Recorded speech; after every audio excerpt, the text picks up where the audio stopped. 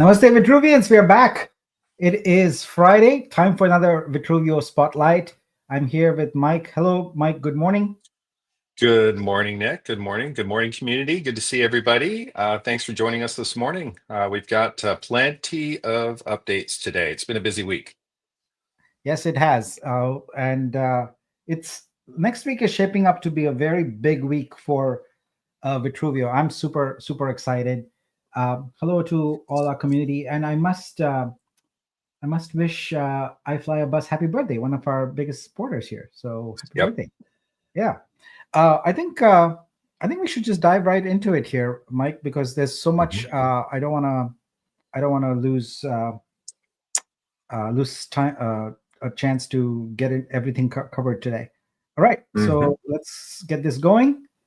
All right, welcome everyone to season 6, episode 5 of the Vitruveo Spotlight. It's January 31, 2025. I'm Nick Kalyani, founder and CEO, and with me is Mike Purdy, COO. And at the Vitruveo Spotlight, we review the events of the past week and also update you on what is coming up that's new and interesting in the next week. So let's get going. We'll start off with the protocol update. So we've been working on that behind the scenes. VTech testing begins next week. We are slightly behind schedule, but we'll play catch up here. What we decided in a meeting a couple days ago is that we don't want to do the VTech and testnet in parallel in case there are some problems that are found. So VTech is going to do some initial testing, and if there are no issues reported, we are then going to upgrade testnet because we don't want to get into a situation where we've upgraded testnet and find some problems because we know people rely on it, especially developers for in the community for testing contracts and things like that. So we want to play it safe. I just want to make sure that everyone is aware of the rebasing rules that are being brought into play here with this update because it's been a while since we talked about them. So here's a refresher. With the new changes, the rebases will originate at 10,000 daily transactions, and the transaction goal increases by 500, but only on each rebase. So those are the new rules that are going to come into play with this update. So 10K transactions is the baseline. That's when rebasing will start. And each time a rebase occurs, the goal goes up by 500. So 10,500, 11,000, and so on and so forth. All right, a sip of chai, and we can continue. All right. Next up, I want to talk about one big protocol milestone that we had. It's not huge, but it is significant. We just crossed 8 million blocks on our protocol, which means it's been going for 1 year, 3 months, 12 days, and some change. Um, and that's great. We have over 375 validators securing the Vitruveo blockchain, and I'm very proud of hitting this particular milestone. All right, moving on. Let's talk about the big news of the week. We are listing on a centralized exchange on February the 5th, 2025 at 10 a.m. UTC. So we'll be listing on the Wix exchange, and this is going to be a listing of the Vitru token on Ethereum. So we have gone over why we are doing this in prior spotlights. So I'm not going to review that too much, but essentially the bridged token is the one that's being listed, and we are very excited about this. Also, another important factor is that Weeks does not have any KYC. It is open to U.S. residents. That the reason it does not have any KYC is because it does not have a fiat on or off ramp. So you would still need an exchange with a fiat on or off ramp, which I think most people who are crypto investors these days already have. So Weeks makes it great. They are a fun exchange, a good exchange. They have great volume. The team has been very good to work with, very responsive, and overall, I think it's going to be a great exchange, a great exchange to start off with. Now, I want to remind everyone what our strategy is around the exchanges. So we are starting off with a top 30 exchange now. Our goal is then to add on a top 20 exchange, and then finally move up to a top 10 exchange. Mike, I'll let you take it from here. Yeah, but the good thing is that Weeks is doing volume of top 20 exchanges, which is actually pretty cool. But the second uh, central exchange listing will be ranked in terms of liquidity and market cap and that sort of thing up in the top 20 range. So, um, and then we have something else that's planned that we'll discuss next week, which is really cool. So let's go next, Nick.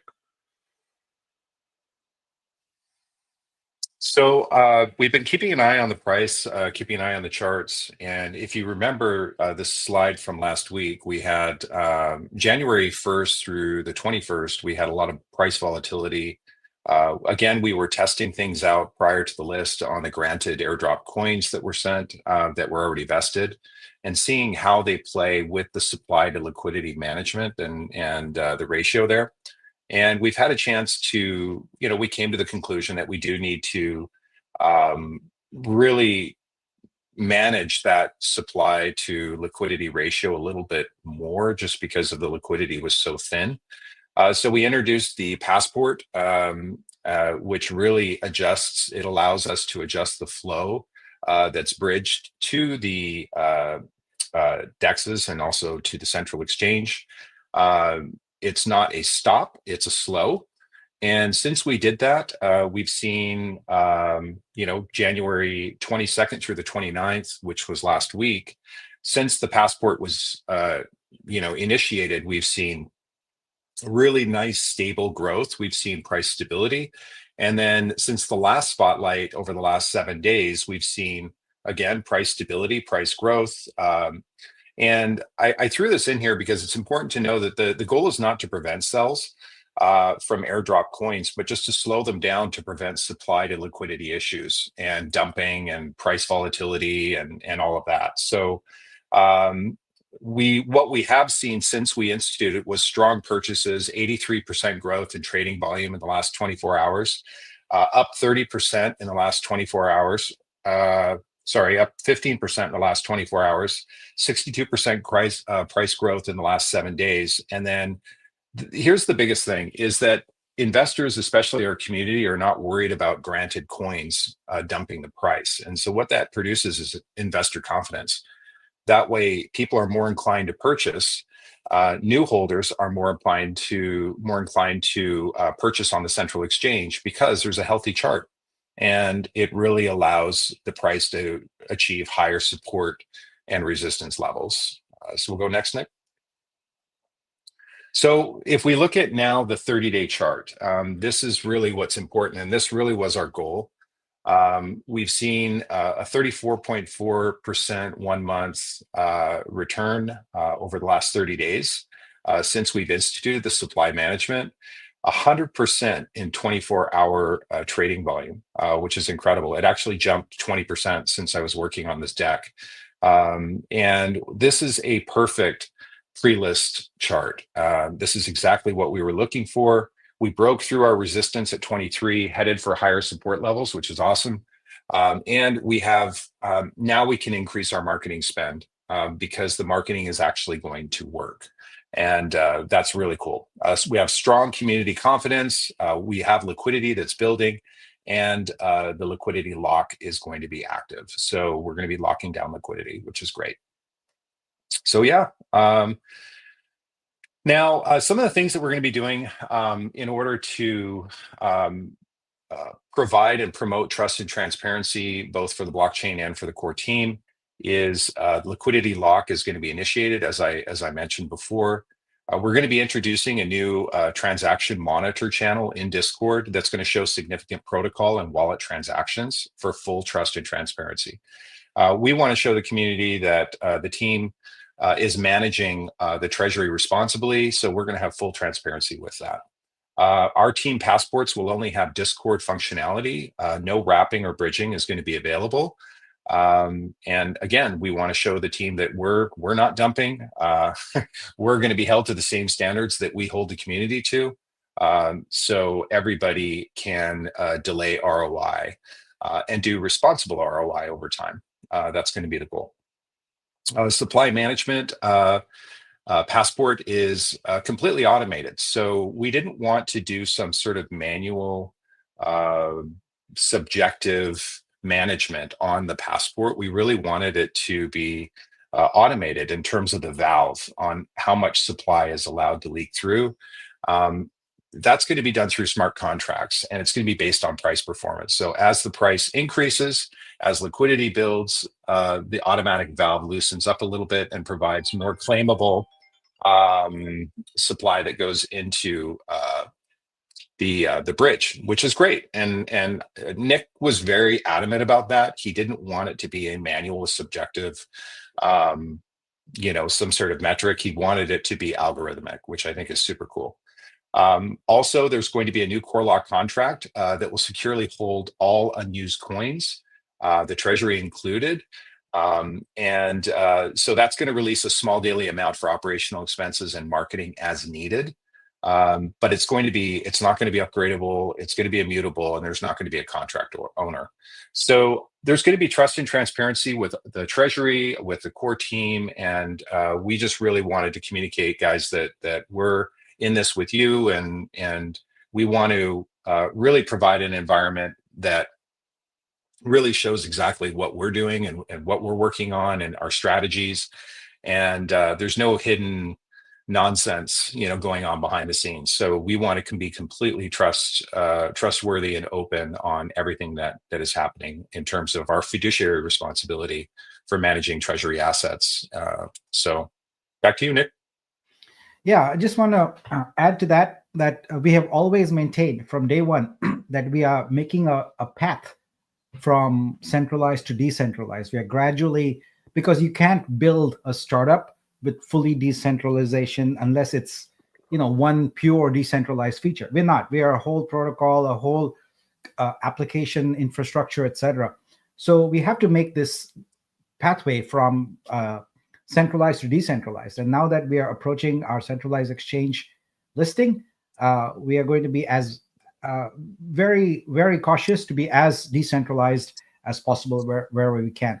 So that new core lock contract, it will be in place on or before February 4th. So we list on February 5, and so all the coins will be locked in there. And we do need coins for marketing, etc. So there'll be a small amount, and again, whatever withdrawals are made based upon the drip from that contract, you will see the links show up in the 3x Monitor channel. So anyone can audit at their own leisure and go and follow the trail and make sure that all coins are accounted for. We already have up on Scope a dashboard where everything is accounted for, but we are going to go even further than that and make sure that even that there is transaction level disclosure, if you will. So we'll do that. At first, it'll be manual, but as quickly as possible, we'll make that automated also.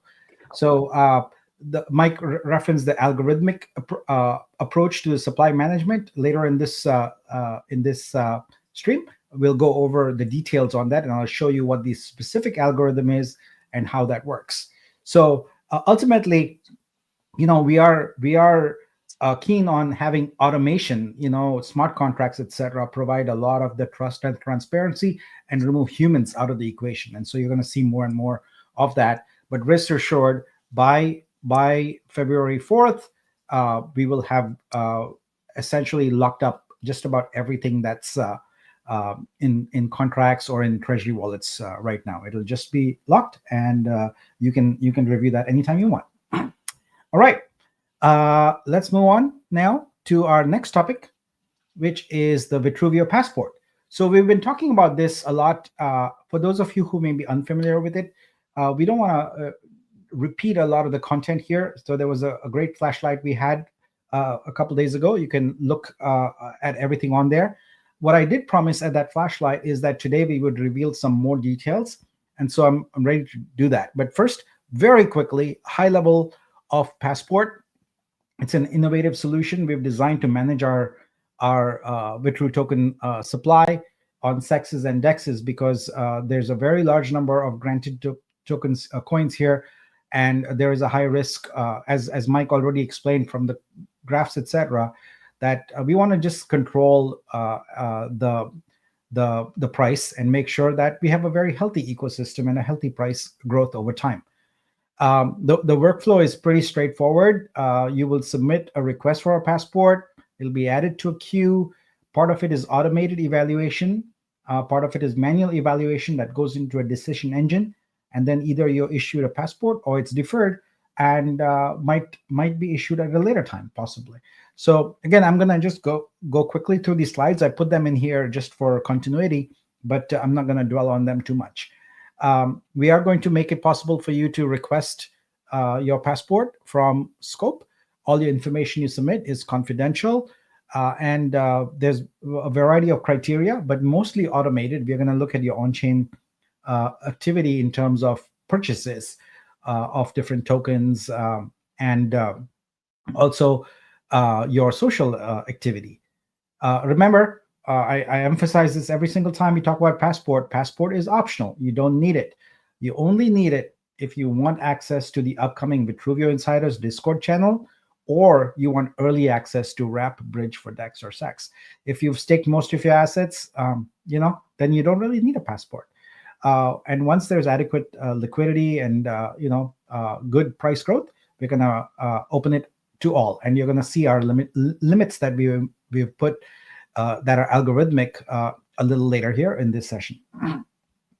So I'm gonna skip a couple of these slides here because we've already talked about them in Flashlight. These talk about the types of passports we have: silver, gold, black, etc. But what I want to get to is the actual supply aspect of it, because I think that's most relevant and most important for everyone to understand. So only passport holders may wrap or bridge Vitru until there's adequate liquidity, and the quota is algorithmically maintained. And what we want to do is, instead of having a once a day kind of thing, we're going to do it every 6 hours if the price has grown. So let's look at how we're going to do that. So our algorithm, and I put tentative up there because just need to model it a little bit more and make sure that it works. But I think we are about 90% there. So if you look at the current available supply on the SEX, it's around 375,000, give or take. The overall circulating supply of the chain is 7 million, again, give or take a little bit. So let's say that we start off with an approximate initial price of 25 cents. I don't know yet what the exact price is. We have to discuss that, and we'll take that under advisement from the exchange. But let's say that we want a sample target growth of about 1,000%, which would put us at a sample target price of 275. This is not our target price forever. It's just a target price for us for removing all the wrap and bridge limitations, right? So let's say that we have a target price of 275 to get there.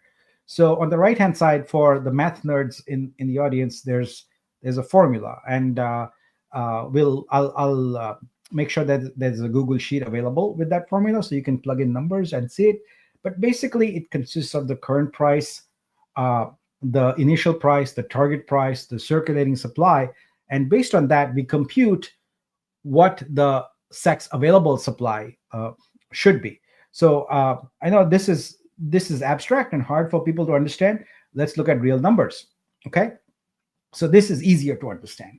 So let's say this is not this is actual. We have 7 million circulating supply, and let's assume we want a target price of 275, which is 1,000% up from 25 cents.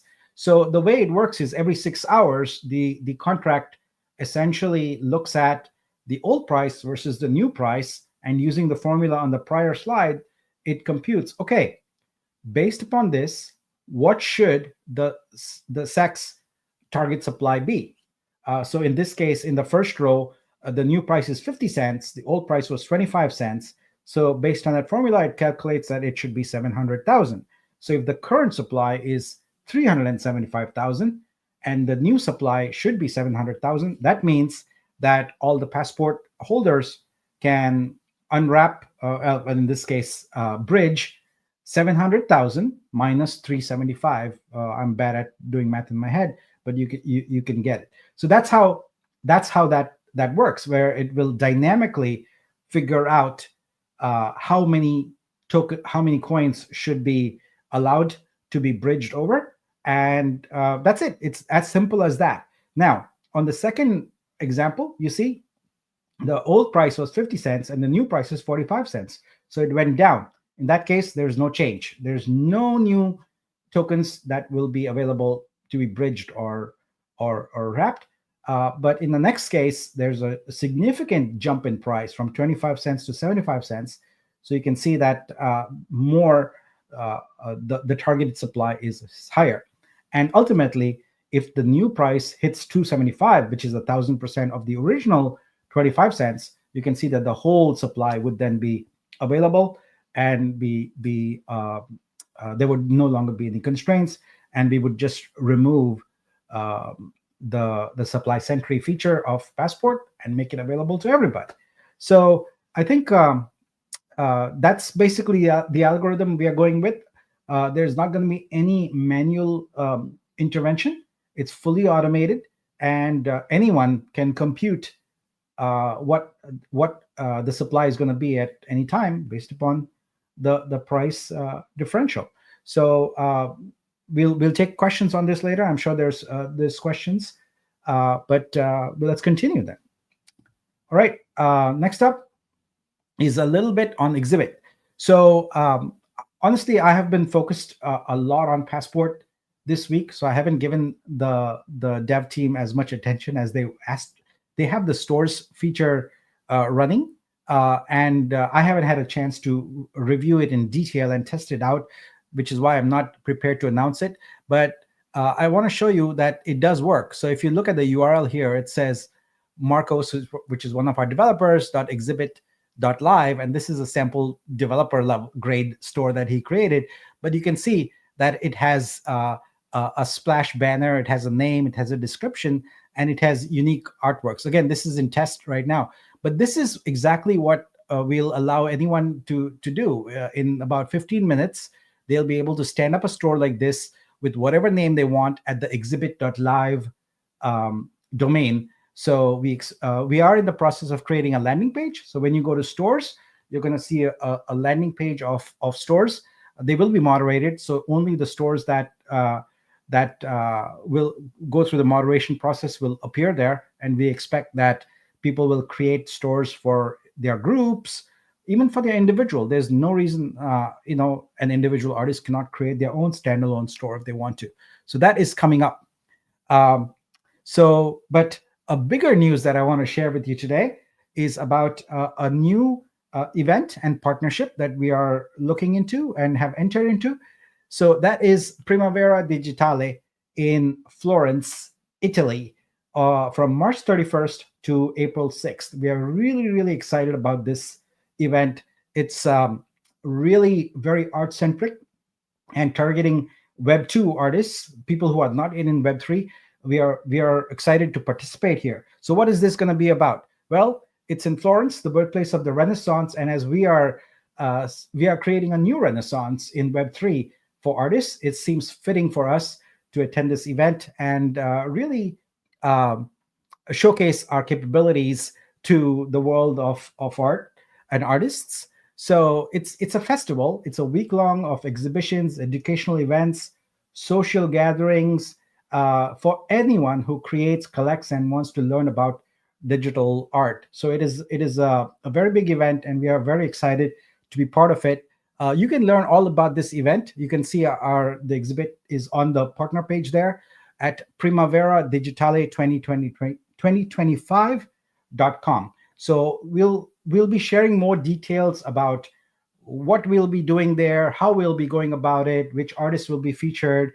So there's a ton of work we have to do in that area, but we're working with the team. Pam in particular is coordinating with them, and we're going to have this is going to be a very, very exciting event. So if you go to their website, you can see everything that's going to be held, exactly what exhibitions are going to be there.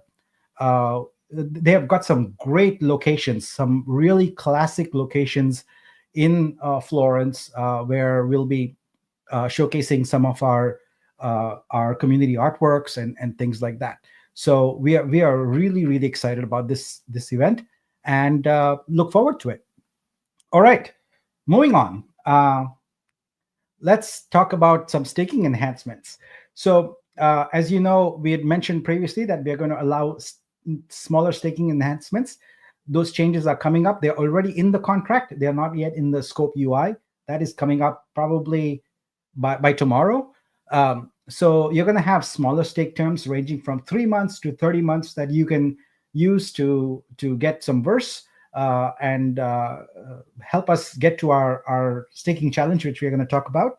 We are also going to introduce the ability for you to stake or swap vesting Vitru for verse. So I know a lot of you have noticed right now that the claim feature in the vesting contract is disabled. It is because we are in the process of upgrading that contract and making this capability available. It will be available again very soon, but we want to give you the full buffet of staking capabilities, because we really want everyone to get verse, because we believe that it is going to be very useful in having long-term income, and that's our focus, long-term income.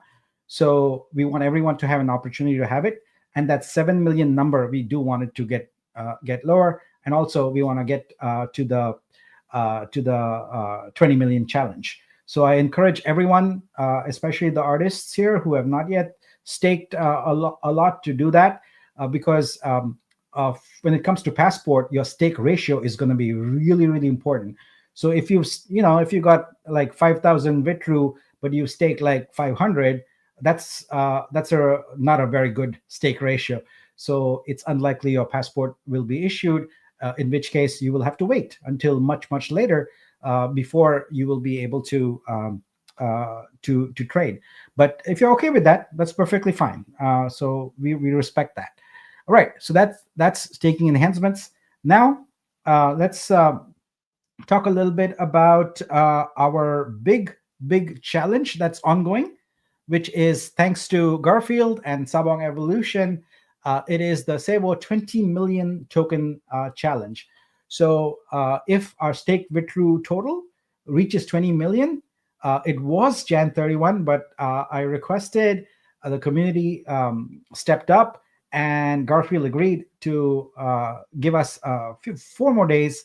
So the deadlines moved to Feb 4th, and our goal is a 20 million tokens. So let's look live and see where we are right now on that. So we should be pretty close. Oh, you know what? Whenever I am live, things take longer to load. Here we go.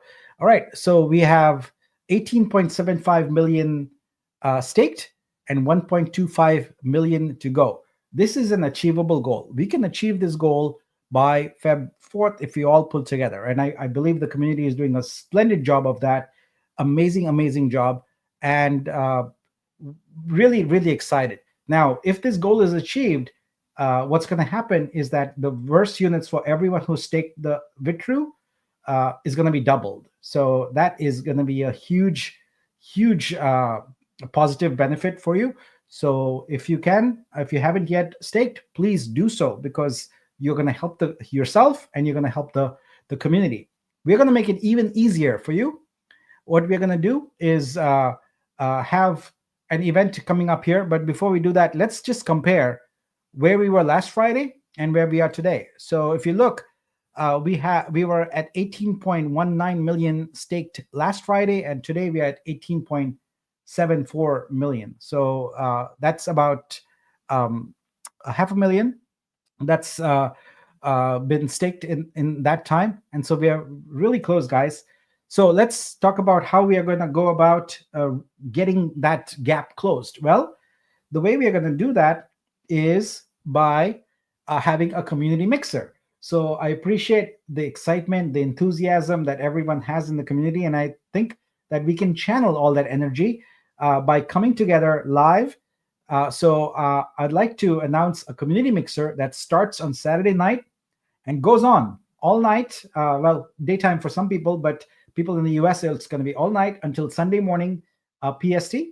We're going to have staking challenges. We're going to have mega art buying blitz. I'm just going to go all out and buy a ton of art to give artists an opportunity to stake. We're going to play Magic Squares. We're going to have some airdrops. We're going to have some new vibe related airdrops that you do not want to miss, that you have to be present. And we'll do that multiple times so that the different hours and you don't have to stay up too long for that. My goal is to meet with community leaders and announce these plans by Saturday morning. So I pretty much have the next, well, 12 hours, I guess, to get this planned out. But we'll do it. We'll do it, and we will have a lot of fun. We'll also have some live performances. I think I can get Garfield to come and sing and play his guitar a bit. So that should be fun. I also encourage any other musical talent in the community to step up. We want to have people come up and chat. I want to meet people who are willing to be doxxed to come up. But even if you're not willing to be doxxed, you can put an avatar up and come on the stream, just talk, and really want to get to know people and really feel the vibe of this community. So community mixer coming up. It's going to be a great party. We are going to really get everyone involved, and we're going to meet our goal. We are going to meet that staking goal, and everyone is going to benefit from it. So I'm really, really excited. In particular, the buying blitz. It is going to be a mega buying blitz. I think it's going to be the largest art buy we've ever had. So excited about it, and look forward to it. Look for details on this. We'll share them as soon as I've had a chance to talk to some other community leaders and get this planned out. Like I said, it'll be by tomorrow morning. We should have that information out. All right. So I think that is our spotlight for today. I'm going to go ahead and make this deck public for you, and then we're going to start taking some questions, and hopefully all your questions we can answer here today. Yeah, looks like we've got a few questions. So guys, go ahead and start typing your questions, and then we'll get to them as quickly as we can. But we've had a chance to star some of the questions that were asked over the course of the AMA. So here, let's dive into it. If you buy coins now on our decks, can these be sold at any time? Passport is just for OG vested coins. Nick? Yeah, so our DEX has no coins. It's important. It's wrapped Vitru, so it's tokens. Yeah, so if you buy tokens, wrapped Vitru is within the confines of Vitruveo, so you don't need to do anything with wrapping or bridging or anything. Those tokens sit in your wallet. When you feel like selling them, you sell them. Mm-hmm.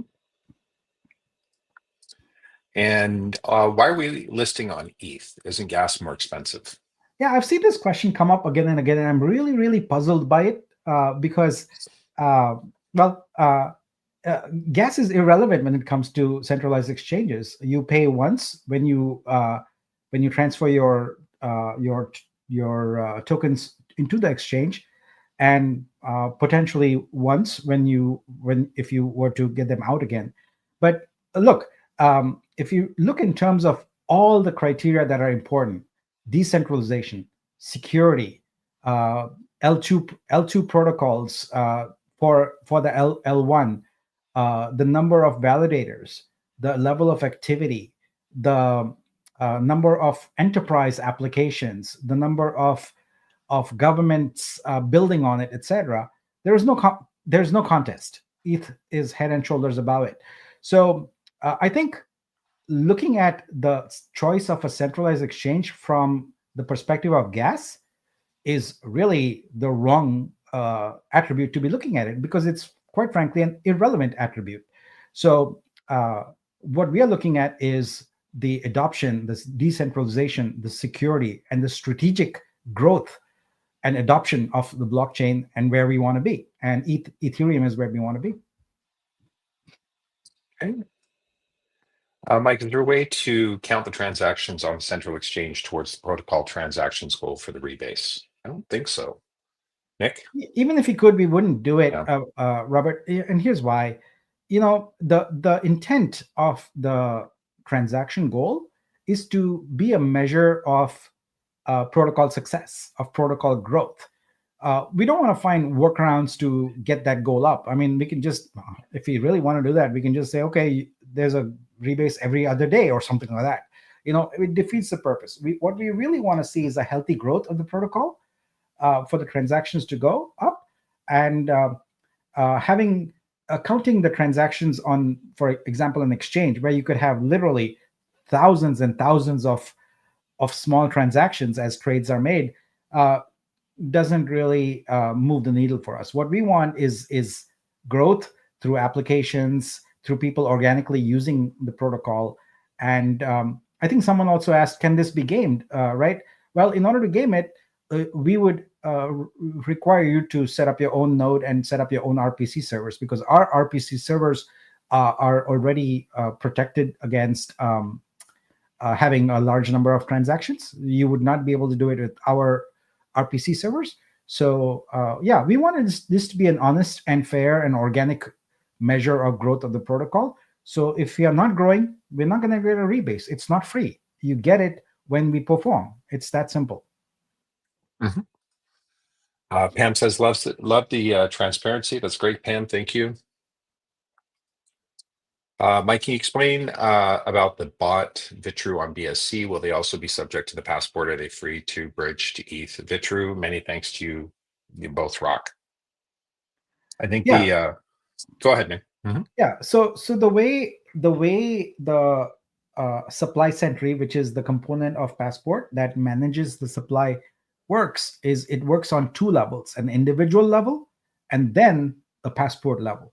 So the individual level works like this: if you bridge in some Vitru, so convert it from Vitru token to Vitru coin, and that's independent of the chain, whether you do it from BSC or whether you do it from Ethereum, you have a credit balance then in supply sentry.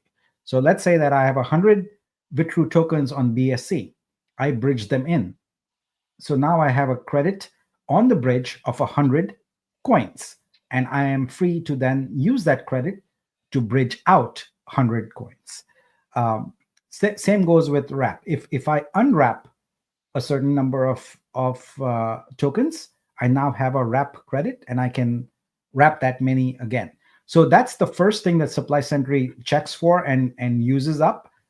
It works against your credit, and once that's depleted, if you don't have any credit, then it looks at Passport and says, are you eligible based upon your Passport level and the supply that's currently algorithmically approved? How many can you wrap or bridge? So it's a two-step solution, both automated. Okay. Bob asked, what are unused coins? We referenced that, I think, on slide 9. Yeah. Those are basically treasury coins that, for example, if an investor invests right now, that's where the coins come from. So it's the inventory of coins that is allocated for different purposes. For example, there's an allocation for future perks. There's an allocation for validator incentive program called VIP. There's an allocation for boosters, perks, etc. So these are all allocations and would be considered unused coins, but they are there for a purpose. It's their purpose has not arrived yet. So we would put all of those into core lock, so they cannot be touched in any way until it is time to distribute them or allocate them. Yeah. Okay. Auto stake the abandoned whale wallets. Yeah, I don't know. I think we just brought the dormant wallets into the treasury, right? Yes. We pulled the trigger on that, but not a bad idea. Can you please introduce a one-step process to allow Vitru to be swapped for Vitro without the need for a separate wrap process as per Pancake Swap?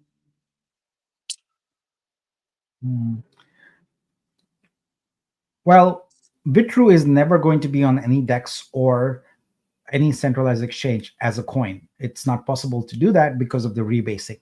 It is always going to be wrapped. That's why we have wrapped Vitru. One step would, yeah, I don't think we can avoid the wrap process there. Not only Vitro, but with any other coin. It's just not possible to do it. Because think about it. If we were to have Vitru coin on a DEX, and there's a rebase that occurs, it throws all the price, the liquidity provider amounts, etc., completely out of whack, and you would have some chaos going on. I can't even imagine what would exactly happen, but it would be chaotic. You don't want that. So that's why you have the wrap version. And I don't know that we can do a one step. Sorry. Okay. Where's the SIBO X airdrop from last week's Magic Squares? Please, that's a community project, and this is something you can bring up in the Sabong Evolution Discord channel. Perfect. Okay. When is the Vitruverse 1-to-1 for 6-month stake going to be available in scope? As I just announced today, we're going to have all the smaller ones available. They're already available in the contract. If you know how to look up the contract, the core stake contract, you can see that those new stakes are available now. In terms of the UI and scope, it'll be available by tomorrow.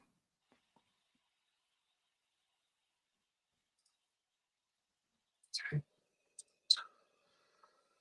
Let's see what else we got. Trading on weeks is Wrap Vitru or Vitru. It is going to be Vitru, the token, not the coin. Yeah, exactly. Vitru, the token on Ethereum. Mm-hmm. Okay. When do you think the validator protocol update will be taking place? Yeah. So as I mentioned, VTech is going to be starting with its testing this weekend. In a couple days, if everything is okay, couple maybe more 3 days, we will upgrade testnet. If there's no issues there, then we will proceed to mainnet. Just keep in mind, folks, and this is the reason I did the rebase refresher. The update is not going to start rebases. It's a transaction count and we're not yet there. I think there have been days where I saw 3,000 transactions. So we are quite a ways away, and hopefully things will change as we are listing on the centralized exchange. But we need to get to 10,000 transactions per epoch per day before any of those rebases will occur. So we will update the protocol, no doubt, but there is not going to be any rebase action until we have the community working on more projects and things like that, which we expect will happen very fast. Probably, I would say in the next 30 days or so, we can start expecting to hit those numbers, but just wanted everyone to be aware of that. Okay. With so many different tokens, would you consider creating an infographic that shows each token and how and when to use each token? I've been here since pre-sale and I'm Discord and I am confused. Okay. Yeah, we talked about that. We talked about doing an infographic. Obviously, we do have some token information on the actual website, down towards the bottom of the website. We list out all the blockchain tokens, but if you're talking about community projects and that sort of thing, sure. I mean, we're small enough to do that, but it will get to a point where it's just not, there's going to be so many projects and so many things going on. But for native projects and verticals, absolutely. I think that's. Yeah, Do you I have any, can take a insight on that? stab at explaining the basic one coin and 3 tokens, which I think is the bulk of everything. There is the native cryptocurrency of our Vitruveo blockchain, which is called the Vitru coin, VTRU coin. If you want to trade it on a DEX on Vitruveo, you need to wrap it into a token, and that token is called wrap Vitru. It's a 1-for-1. So 1 Vitru equals 1 wrapped Vitru. You can wrap and unwrap it. If you want to use Vitru on chains such as BSC or Ethereum, Vitru is no longer a coin there. It is a token, a standard ERC20 token. And for that, you would have to bridge it. And we have a bridge capability for that. So when it is on those chains, it is Vitru token. So that's basically the gist of it. On chain here in Vitruveo, the cryptocurrency is the Vitru coin. For use on the DEX on Vitruveo, it's Wrap Vitru. For use on BSC or Ethereum, it is the Vitru token.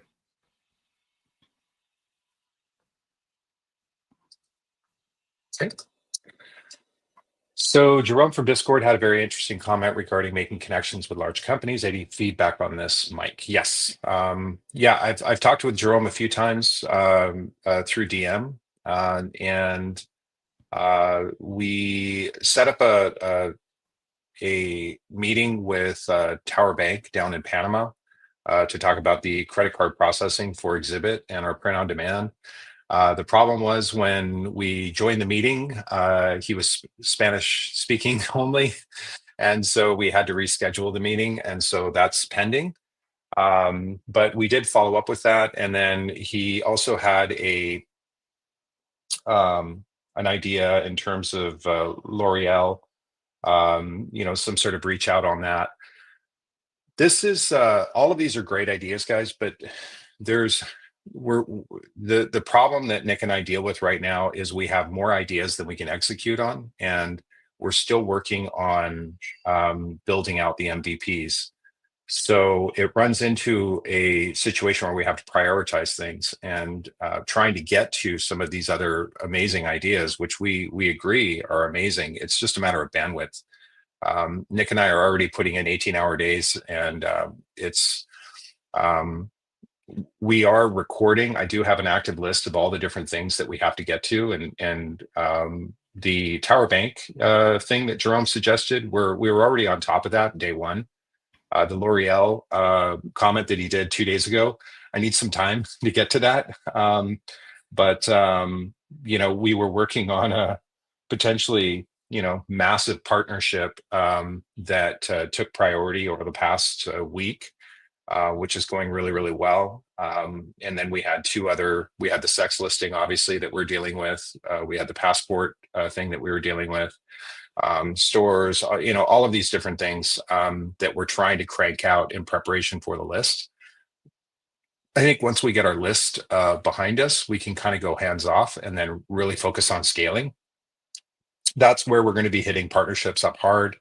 As I mentioned before in a previous Discord post, that we're going to be appointing community leads, to the certain verticals, and then that way we can focus on just scaling. And Nick and I can take more of I can run operations, and Nick can really run strategy with strategic partnerships. And so that's kind of going to be the game plan, guys.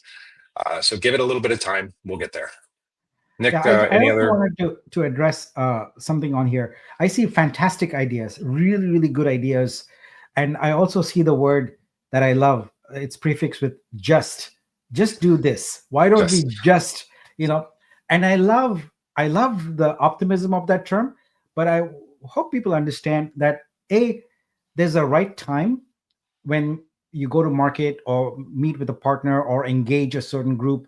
So, for example, people would love for us to just get all these Web2 artists on board, but we can't do that until we've got the right solutions in the application in place, right? We need email login. We need to make sure that there's a nice onboarding workflow. There's all of that. So there, we just can't do that because of the fact that look at the limitations: limited capital, limited time, limited resources.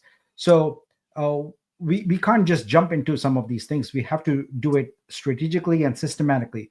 Like, look at this exhibition in Florence, for example. The timing is right. It's in April. We will have stores up. We will have a beta streaming solution up by then. We will have a true level done. We will also have some of our augmented reality stuff done, etc. So it's going to be a perfect timing to start, entering the marketplace with that.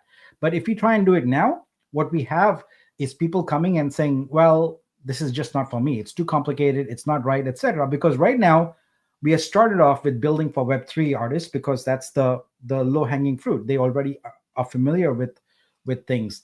But until things are more well-developed and more correlated for the audience that we want to reach out to, just doing it is not practical. We really can't do it. Also, uh, if it hasn't been obvious to everybody who's been on these spotlights all these weeks by now, you should know by now that we take things very deliberately and very strategically. So what might seem like a random thing, or why are they doing this, why are they just not doing marketing, for example, etc. What's the point of having marketing and having a bunch of people show up but nothing for them to do? It doesn't make any sense. We need to make sure that they have the application capabilities. We need to make sure that they have the documentation, the guides, things like that, all of that done. All of that takes time, money, resources. We cannot just do it. So it would be a waste of marketing resources, for example, if we just say, hey, all artists come on board here immediately. Well, what are they going to do? They're going to be very confused and not very happy. And we don't want that. So very systematically and strategically, we are going about growing this. And uh, keep in mind that we talk about these things deliberately, and we go into like, okay, what should we do now? So just about everything that you can think of, we also have access to chat gpt, etc., to strategize and think of these ideas. So we think about it very deliberately and very strategically, and make connections, make partnerships when the timing is right. We even think carefully about, is it the right time to talk to this person that we know we have this contact? Well, no, because it might be premature, and we would lose that opportunity if they think that we don't have the capabilities that we really intend to deliver in a partnership with them. So I love the enthusiasm. Keep the ideas coming. We do take note of them, but not everything is actionable right now, as Mike said, because we want to make sure that the foundation is built. We are really creating a very solid foundation, because the stronger your foundation, the taller and bigger you can grow. And remember, I always come back to the proverb: if you want to go fast, go solo, but if you want to go far, go together. So we want to take the community along with us also on this journey. So what we are doing now with the staking, etc., we are bringing the community together on this. We want to think together and act together, and really look at the success of this protocol together, because I believe with all my heart that is going to be very, very, very big. And we are just scratching the surface right now. So I'm very, really excited. Yeah, it would be. I wish we can get to a point, Nick, where we can focus on one thing Oh and yeah. just build that and market that. And but as it stands, we're working on four, well, three verticals, and then the protocol, and then we also have community projects that we're kind of assisting as well. So Mhm. there's just on top of fundraising and all of these other things. So we're gonna get there, guys. As soon as we get the protocol done, get it listed, and get the protocol reset done, and we can just have a breather, and then we can focus on the verticals and scaling, which is going to be great. Okay, let me get caught up here. Nick, great explanation on the supply sentry. Just one more question: is the coin credit that when you bridge in for bridging back to ETH, BC, or do you need a passport? No, this is active right now. Right now, if you use the bridge or you use wrap, supply sentry is active and is tracking your credits. So there's no need for a passport. Okay.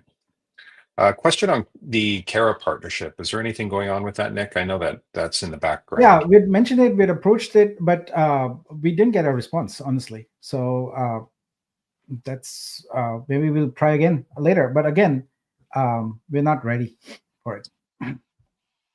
Yeah.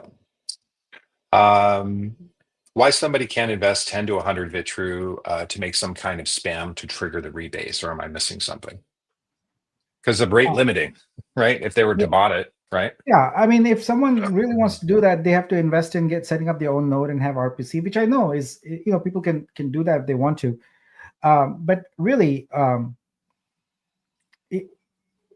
if we are successful as we plan to be, these things become unnecessary. We've set the goal now to pretty low, 10,000 transactions and then 500 per day. If you're not meeting those goals, then that's a problem. It's a bigger problem. So I think we will easily be able to do this with performance as our ecosystem grows. So I don't think it is necessary to trigger or do things like that for the rebase. And really, how does the bigger market will recognize that, will see that these are fake rebases, right? And so then you just have inflation of supply, and that's not going to be healthy for the price. So we don't want to do that. Mm-hmm. My head hurts. I feel like it's very complex. Is there a basic summary of what's blocked? Investing, core, trooper, art sale, purchased, tokens, coins, all of this. Easiest thing to do is to think, if you were granted a coin, the passport applies. If you purchased a token, there's free trading. I don't know how I can make that more simple. Nick, is there? If your head hurts, imagine how mine feels. No, Yeah. there isn't a good way to explain it. But let's put it this way: not everybody needs to be aware of all the various aspects, various coins, etc. It depends on what your domain is. If you're a creator, you need to know 2 or 3 things. If you're an investor, you need to know 2 or 3 things. If you're a booster holder, you need to know 2 or 3 things. With Scope, we've been trying to gradually make things easier, but I understand that we have a ways to go. We'll try and make it easier. We'll try and create more infographics and things like that. Yeah, we'll get something posted as well after this this spotlight. We'll get something posted, either a document or something that can break down, with an infographic or a flow chart or something like that will assist in. But we'll also put some sort of disclaimers in Scope as well. In terms of claiming possibly on the bridge, we'll get some disclosures on there, and that way people are well informed. Okay. Do I need a passport if I'm only planning on selling rebases? The two are unrelated. You need a passport if you want to wrap or bridge, while we have the supply management controls in place. So this is a nuanced question because it depends on when you want to do it. But it is irrelevant how you got your coins. What's more important is, do you want to bridge them in order to be able to trade on decentralized exchanges on BSC or on centralized exchange on Ethereum, or if you want to trade on the DEX. If you want to do that, then you need to have a passport, and that's also limited until we hit our goal. After that, there's no restriction. Yeah. Okay. So when is the passport release date? So the passport contract is already on testnet. It seems to be working just fine. So we'll deploy to mainnet, and we have about, I don't know, 10 or 15 very committed, long-time members of the community who will have test this out. If those tests go well, then we'll roll it out. Our goal is to start passport issuance a couple days before we start the listing on Weeks, which is on the 5th. So I think by the 3rd or so, we should have at least a beta process in place and start queuing up requests. Yeah. Let me see, where are we? And Ars is looking for an I update. see my most favorite word ever there. When? Next week I thought I'll be rid of that word next week. I thought I'm already rid of that word because it's done. But no, we are working on it. And as you know, I make it a point every spotlight to show you our progress. Right now, with print on demand, we have redone the store architecture to allow different licenses, and we prioritized shipping the stores feature and the true level feature first over getting the print and demand. Because if we worked on all 3 in parallel, we would get nowhere with all 3 of them. So I told the team to prioritize getting the stores feature out first, then work on True Level, which now we have a response from Synapse. We'll be able to fast track that, and then finish print. So that will be probably a couple of weeks from now, maybe 3 weeks. Okay. Just going through them, Nick. Yeah, this was another question about when the new staking plans were going to go live. Yeah, so I Should be already good. answered that earlier. They're already in the contract, but there's no UI for them. So if you know how to use Explorer to go and interact with the contract directly, you can go ahead and do that. They are every stake term in our core stake contract has an ID associated with it, and the new IDs range from 12 to 18. So 12 is 30 months, 13 is 24 months, 14 is 18 months, and so on and so forth. I know I'm speaking Greek gibberish for most people, but if you want to interact and stake directly right now, you can do it. But keep in mind that if you stake directly, you're not going to get verse. For that, you have to go to the verse contract, and that does not have the interaction yet. But the staking plans are active right now. So if you stay, just give me another day and we'll have them in scope, and then it'll be seamless. You can just click a button and it'll be done. Yeah. Okay. Homeless, you had a question about the rebasing. Based on this, the best thing to do is just go to scope and then go into the rebase calculator, and then you can play with the numbers there and you'll be able to see it all come together. In terms of updates for non-passport holders, that will be the general channel. There'll be plenty of coverage in there. I personally think that most of the OGs should get a passport. It just determines on what passport you're getting. So we kind of know who's really active in there. We see the same faces over and over again. So I think most people that attend the AMAs and most people that are in the lives are most likely going to get the passports. Yeah.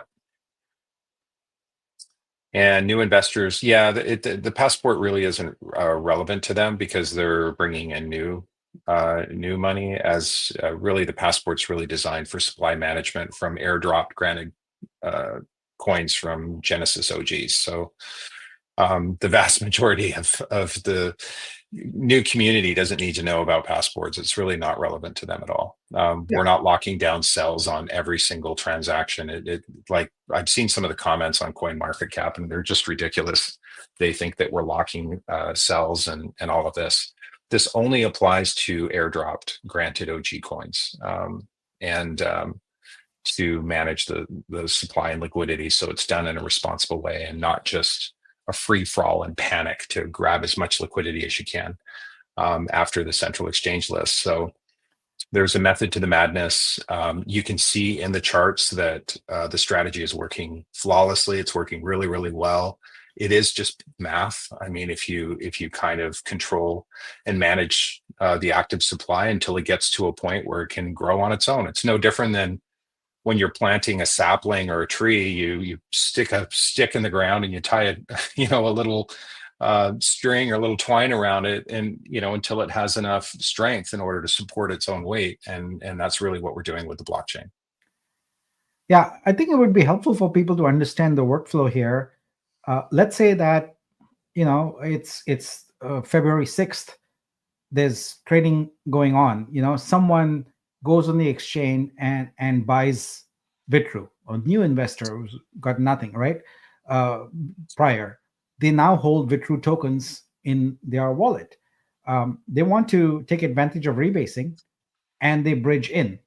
All right. So now they have Vitru coins in their wallet on Vitruveo chain. Maybe they changed their mind about half their stash. They were like, okay, no, I want to go back to the exchange. Well, they go back from Vitru coins to Vitru tokens. And why can they do that? They can do that because the supply sentry has a credit for them for the number of tokens they bridged in. So there's no problem. They will be able to bridge out transparently and do whatever they want to. So as far as new investors go, they won't even know there is any issue. So our smart contracts are in fact smart. We've designed it that way, and there will not be any issues. And anyone who who thinks otherwise should, I'm happy to have them look at the logic of our contracts and understand how it works. But we've thought about this very carefully, and the point of the passport is a temporary measure to control supply. It's not a permanent thing. And again, as displayed today, it's algorithmic, so anyone can predict exactly what supply will be based upon the price changes. Yeah. Hey, Nick, if somebody were to, let's say, bridge from BSC onto the Vitruveo chain, and they're not able to get that credit, where would that problem be? Would that be in the Sentry code, or It would would it be be? that they had bridged before Sentry, so we have no way of tracking that. Okay.